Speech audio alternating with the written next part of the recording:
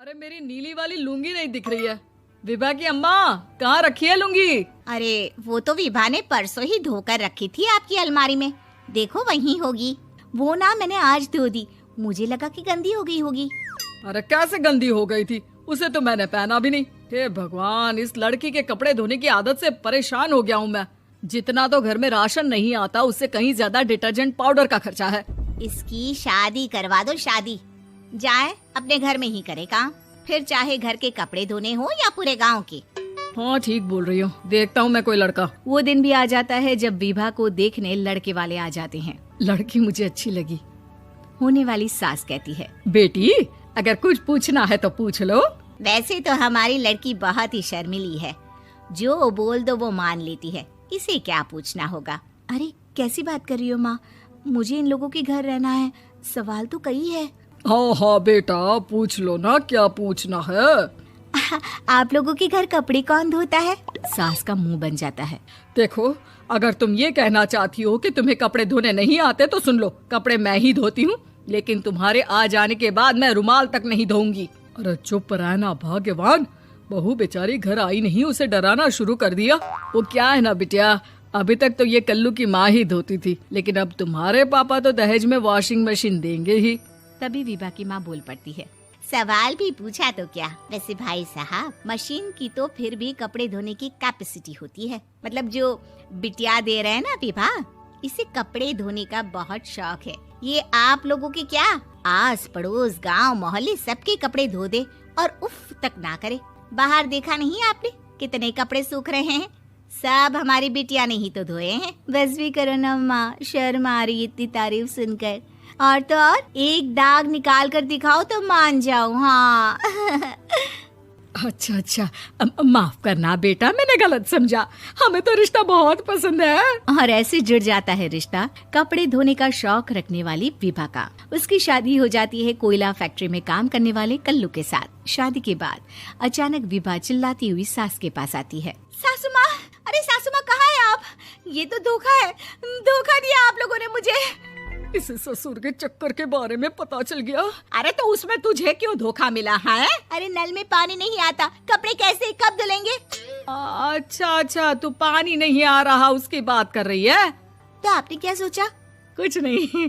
अच्छा हाँ, तेरी माँ ने कहा था कि कपड़े धोने का शौक है तुझे, याद आया मुझे। शौक शौक बोलकर कपड़े धोने वाले मेरे जुनून को कम ना आके सासू माँ, कपड़ा धोना मेरा गुरूर है। तभी पति भी वहाँ आ जाता है। अभी अभी मैंने इसे सनी देओल की फिल्म दिखाई है, उसी के डायलॉग मार रही है माँ। अच्छा सुन, साफ साफ बता रही हूँ, पानी सुबह 4 से 6 और शाम को 10 से 12 आता है, समझी? विभा टाइमिंग सुनकर हैरान हो जाती है। ये क्या भूतों का मोहल्ला है? सुबह 4 बजे उठकर कौन कपड़े धोता है? 4 बजे टंकी में पानी जाता है, फिर सारा दिन धोना ना, किसने मना किया? अरे कैसी बात कर रही हैं? 200 लीटर की टंकी में कितने कपड़े धो लूंगी मैं? सुबह ही उठ जाऊंगी मैं। अब क्या था, विभा सुबह 4 से लेकर रात के 12 बजे तक कपड़े ही धोती रहती। एक रोज सास पड़ोस से निकलकर कहीं जा रही होती है कि साथ वाली कहती है, हाँ कल्लू की माँ, जरा ये बताओ कि 2 साड़ी है, 2 ब्लाउज और एक पेटीकोट और एक नाड़े वाला लंबा कच्छा। हाँ तो? अरे तो क्या, कितना लोगी धुलाई ये बताओ। धोबन दिख रहे हैं हम क्या? हमारे पति सरकारी नौकरी से अभी अभी रिटायर हुए हैं और बेटा सुपरवाइजर है कोयला फैक्ट्री में। धोबन समझ रखा है हमें?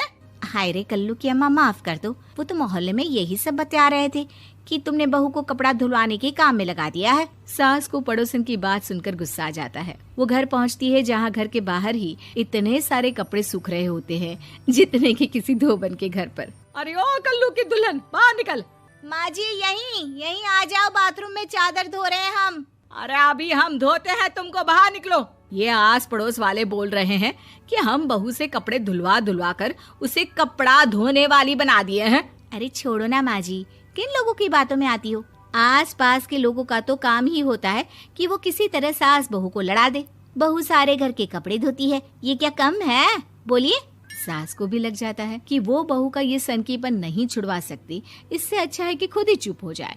एक रोज सास और बहू मंदिर जाते हैं, जहाँ सास की साड़ी वहाँ खड़ी भीख मांगने वाली से मिलती है। माँ जी क्या बात है, आपकी साड़ी उस भिखारन से कितनी मिल रही है ना? हाँ हाँ देखो तो, दोनों की साड़ी मिल रही है। क्या बात है कल्लू की अम्मा, तुम खुद को तो अफसर की बीवी बताती हो और ऐसी सिंपल सी प्लेन साड़ी पहनकर घूमती हो। सिंपल और प्लेन नहीं है ये साड़ी। तो क्या सोने के धागे से फूल बने हैं?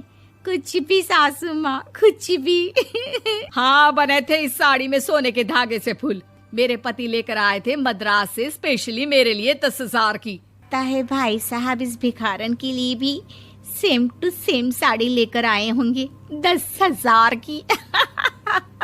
सास उस वक्त कुछ नहीं कहती, लेकिन बहू के साथ घर आती है और अलमारी से एल्बम निकाल कर लाती है। ये साड़ी देख रही है, ये वही साड़ी है जिसे मैंने अभी पहना था।